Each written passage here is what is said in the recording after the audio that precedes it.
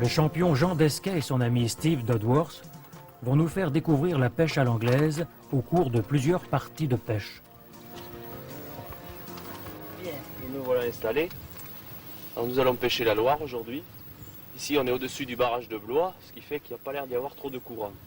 Je vais certainement pouvoir utiliser la méthode anglaise, la canne anglaise. On va regarder s'il y a du courant. Voyons.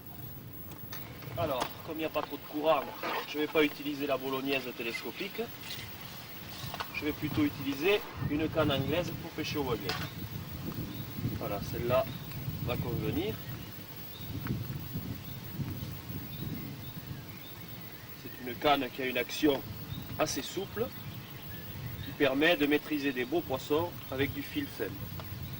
Je vais pêcher avec du 12 sur le moulinet et du 10 centièmes en bas de ligne. Alors, on va prendre un wagler. Pour là, comme je vais pêcher à 25-30 mètres, un flotteur de 4 grammes conviendra à peu près bien. 6 grammes, c'est un peu trop lourd. Voilà, 4 grammes.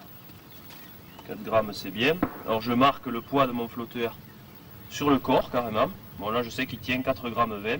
C'est une plume de pain avec un système d'antenne interchangeable. Bon, là, j'ai une antenne qui peut être soit noire, si je la mets dans ce sens-là, soit jaune si je la mets dans l'autre sens. Donc suivant la visibilité, je pourrais changer de couleur d'antenne.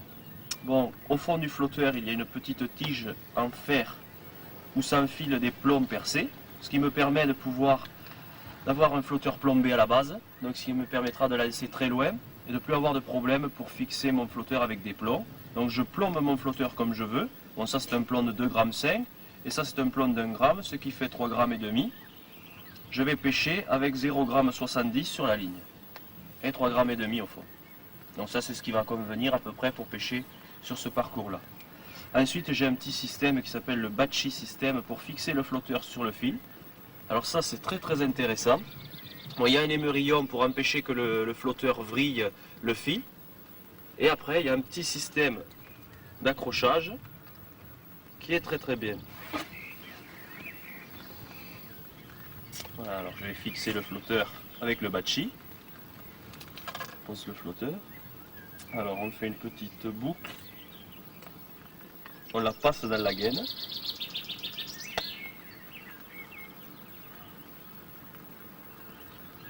Voilà.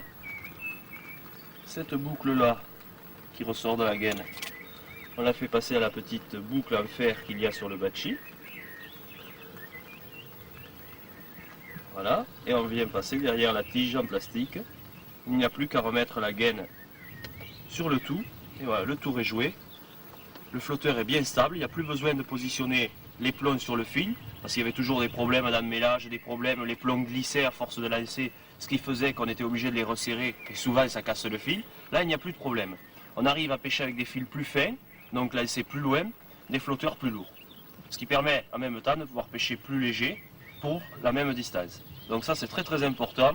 Ça, il n'y a pratiquement aucun emmêlage.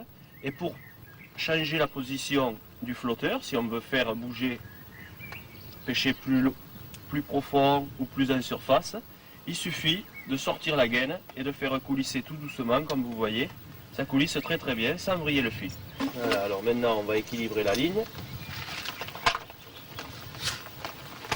Alors ça sont des boîtes de plombs. Voilà. On va mettre des plombs de 6. Alors. Pour les plombs c'est pareil. Je prends le plomb, je le serre sur la ligne, je le fais pivoter d'un quart de tour. Et je resserre sur la fente, ce qui permet au plomb de coulisser parfaitement sans vriller le fil. Donc plutôt que mettre des gros plombs, je préfère mettre des plombs plus petits et je vais les coller ensemble. Ce qui permet d'avoir moins d'emmêlage. Mais il faut qu'ils soient carrément collés l'un contre l'autre, parce que si on laisse un espace comme ça, ça a tendance à mêler et ça peut faire un nœud sur votre ligne. Mais en les collant l'un contre l'autre, ça évite les emmélages. Alors, et je vais mettre un plomb plus petit. Et mon flotteur devrait être pratiquement équilibré.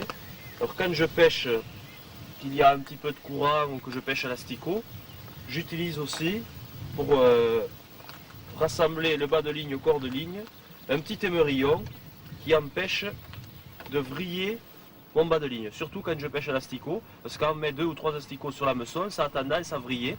Alors le bas de ligne, on va mettre du 10 centième. Donc comme j'ai mis l'émerillon, il faut faire un bas de ligne de 40 cm à peu près. L'émerillon servira en même temps de plomb de touche. Maintenant j'ai plus qu'à positionner mes plombs et puis sonder pour trouver la profondeur de mon coup. On va aller quand même finir d'équilibrer le flotteur, voir si les plombs que j'ai mis correspondent bien à la portance du flotteur.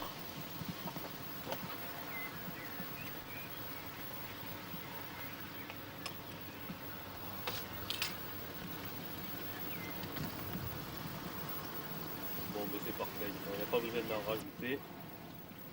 Il est équilibré juste comme il faut. Bien, mais je vais positionner les plombs.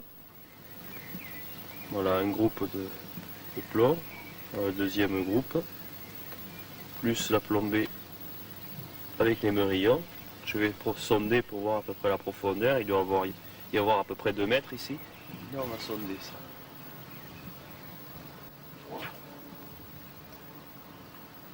Je vais faire une coulée à vide pour voir si je n'accroche pas.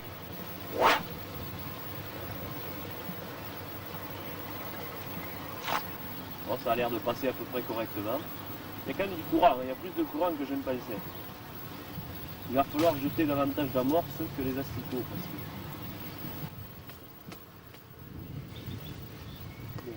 les reposes de canne, on va mettre la canne anglaise, ça c'est mieux, avec un petit peu de mousse, et là-dessus je mets du savon. Comme ça, quand mon fil est gras, je passe un petit peu de savon là-dessus, et j'ai plus qu'à, quand je ramène, je pose mon fil dessus, je mouline dessus, ce qui me permet de dégraisser mon fil pour qu'il coule beaucoup mieux. Ah. Pisette.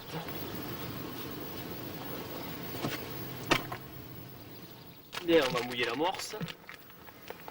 Ah, j'ai utilisé l'amorce pour la pêche à l'anglaise, spéciale pêche au moulinet. C'est une amorce pour le beau poisson qui colle bien, mais qui au contact de l'eau se défait très facilement. Je vais la mélanger avec de l'amorce à carpe. Parce que comme je sais qu'il y a des gros chevennes, des brèmes et puis des carpes, ça permet de maintenir les plus gros poissons. Alors l'amorce à carpe, c'est une amorce très collante, avec des très grosses particules à l'intérieur qui permettent de maintenir pendant longtemps les poissons sur le coup. Voilà. 2 kg d'amorce anglaise, 1 kg d'amorce à carpe, pour ici c'est parfait. Et j'alternerai un coup une boule d'amorce, un coup une fronde d'asticot. Alors pour lancer les asticots, j'utilise une fronde avec un godet souple. Comme ça je mets les asticots à l'intérieur du godet, il ne me reste plus qu'à les lancer. Et pour lancer l'amorce, j'utilise une fronde avec un tamis, ce qui permet de pouvoir mettre la boule, comme vous allez voir une fois que j'aurai mouillé l'amorce, ce qui permet de pouvoir très bien lancer les boulettes d'amorce.